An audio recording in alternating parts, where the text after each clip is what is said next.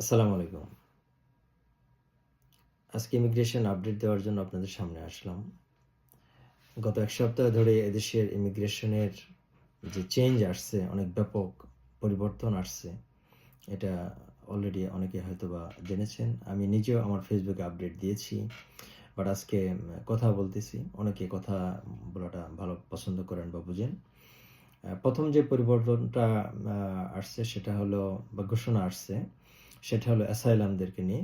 Asylum যারা স্বীকার করে তারা বর্তমানে ১ম এ 5 ইয়ার্সের তারা পারমিশন পায় থাকার জন্য। 5 ইয়ার্স পরে তারা পার্মানেন্ট থাকার জন্য অ্যাপ্লিকেশন করতে পারে। এটা চেঞ্জ হবে। গভর্নমেন্ট যেটা অ্যানাউন্স করেছে তার ভিত্তিতে। সেটা এখন ইনিশিয়াল যে ১ম তাদেরকে যে থাকার পারমিশনটা দেওয়া হয় 5 ইয়ার্সের পরিবর্তে ২.৫ বছর দেওয়া হবে এবং পার্মানেন্ট থাকার পারমিশন তারা 20 ইয়ার্স পরে করতে পারবে। 20 ইয়ার্স পরে বাই দিস টাইম তাদের প্রতিবার এক্সটেনশন করতে হবে এবং হোম অফিস রিভিউ করবে তাদের সিচুয়েশন, তাদের যেই ক্লেম যেই ভিত্তিতে তারা অ্যাসাইলাম ক্লেম করেছে সেটা কন্টিনিউ অ্যাপ্লিকেবল কিনা তাদের জন্য। আরও একটা বড় পরিবর্তনের ঘোষণা আসছে 20 নভেম্বরে। আমাদের হোম সেক্রেটারি উনি বলেছেন সেটেলমেন্ট যেটা আমরা ইনডেফিনিট লিভ টু রিমেইন বা এখানে পার্মানেন্ট থাকার যেই অনুমতিটা সরকার দেয়, সেটার ব্যাপারে হোম সেক্রেটারি যেটা বলেছে যে মোস্ট অফ দ্য ক্যাটাগরির ক্ষেত্রে এটা 5 ইয়ার্স যেটা বেজ লাইন ছিল সেটা এখন 10 ইয়ার্স হয়ে যাবে।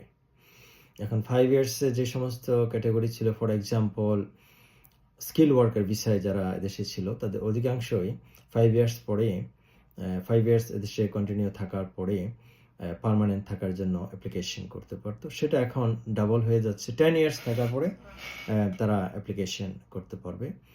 এখানে গভর্নমেন্ট যেটা আরও অ্যাড করেছে যে এটা আর্ন করতে হবে। এটা কোনো অটোমেটিক কোনো রাইট না তাদের। এটা একটা প্রিভিলেজড। এটা subject to their suitability, contribution এবং integration to the society. So সুইটেবিলিটির ক্ষেত্রে তারা ক্রিমিনাল বা এখানে কোনো অ্যানেস্টেড ডেট বা কোনো লিটিগেশন আছে কিনা এটা সিরিয়াসলি নেবে। এরকম কিছু থাকলে এখানে পার্মানেন্ট থাকার সুযোগ হবে বলে মনে হচ্ছে না। তারপর ইন্টিগ্রেশনের জন্য ইংলিশ ল্যাঙ্গুয়েজ রিকোয়ারমেন্টও তারা আপগ্রেড করতেছে, B2 লেভেলে চলে যাচ্ছে। এখন যেটা B1 ছিল।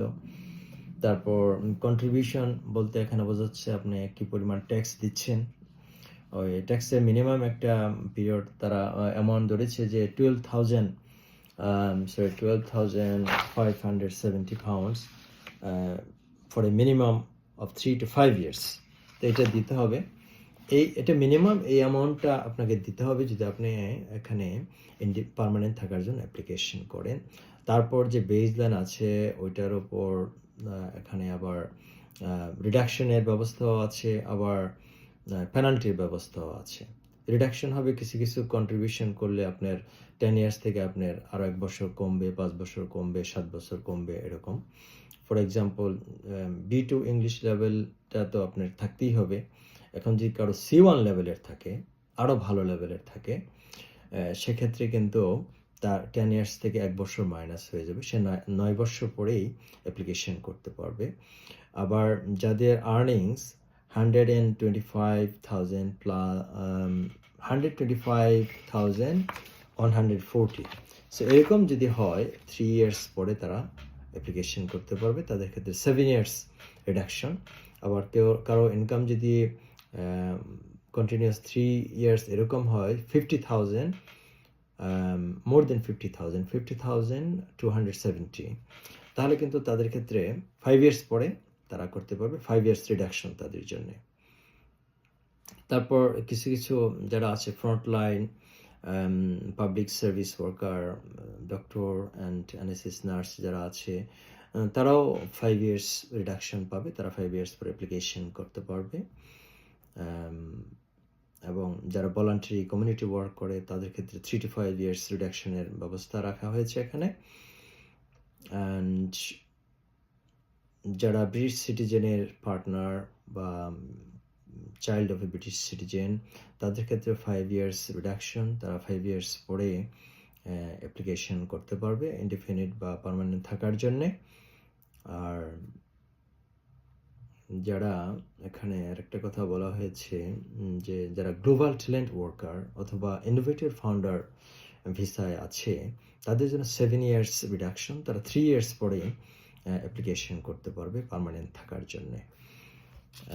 আবার এখানে আর যারা লো স্কিলে আছে, ফর এক্সাম্পল কেয়ার ওয়ার্কারের ক্ষেত্রে তারা বলেছে তাদেরকে 15 ইয়ার্স ওয়েট করতে হবে পার্মানেন্ট থাকার অ্যাপ্লিকেশন করার জন্যে।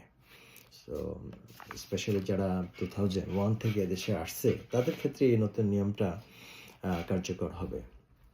যারা এখনো ইনডিফিনিট পায় নাই, যারা অলরেডি পার্মানেন্ট হয়ে গেছে তাদেরকে আর এর আওতায় রাখা হয় নাই বা রাখা এটা যৌক্তিকর না।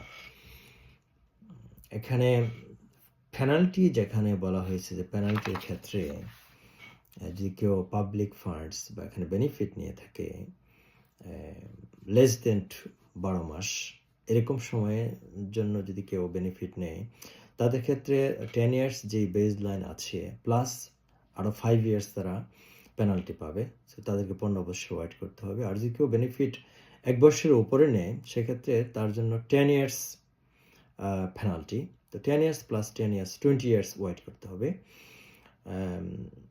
আরও পেনাল্টি আছে যারা এদেশে ইলিগেলি আসছে, স্মল বোটে বা কোনো লরিতে এরকমভাবে যারা আসছে তাদের ক্ষেত্রে 20 ইয়ার্স পেনাল্টি।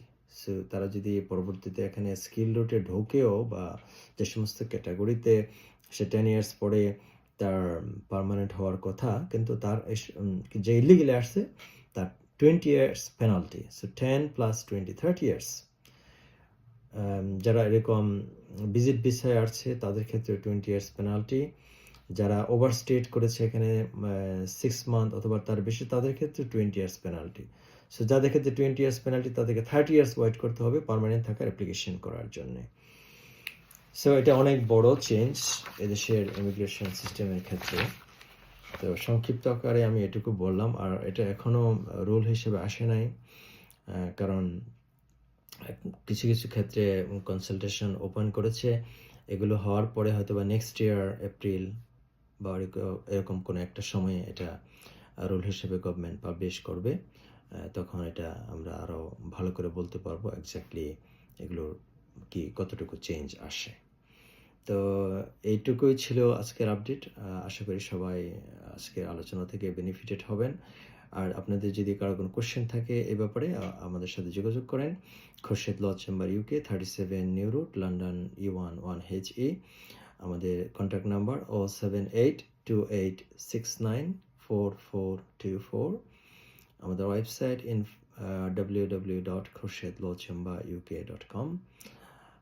সবাইকে ধন্যবাদ আমাদের আলোচনা শোনার জন্য। আল্লাহ হাফিজ।